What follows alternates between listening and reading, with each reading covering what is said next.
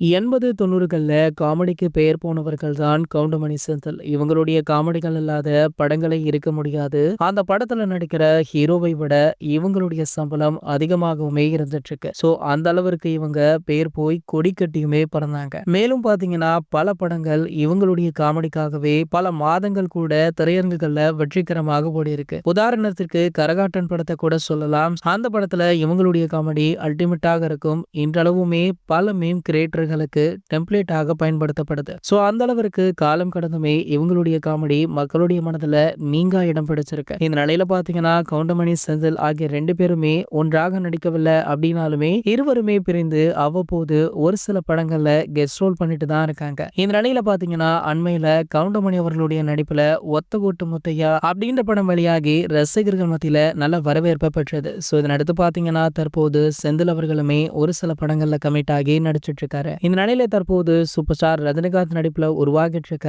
கூலி திரைப்படத்துல செந்தில் அவர்கள் ஒரு முக்கிய ரோல் பண்ணிருக்காராம். சோ அவருடைய உடல்நிலை சரியில்லாத போதிலுமே சூப்பர் ஸ்டார் ரஜினிகாந்த் அவர்களுக்காக இந்த படத்துல அவர் நடிச்சிருக்காரு. சோ இந்த சம்பவம் தற்போது சமூக வலைதளங்கள்ல வைரலுமே ஆகிட்டு இருக்கு. இதனை பற்றிய உங்களுடைய கருத்து என்ன அப்படின்றத கீழே உள்ள கமெண்ட் செக்ஷன்ல கமெண்ட் பண்ணிட்டு நம்மளுடைய சினிமா கொட்டா அப்படின்ற நம்ம சேனலை சப்ஸ்கிரைப் பண்ணிக்கோங்க.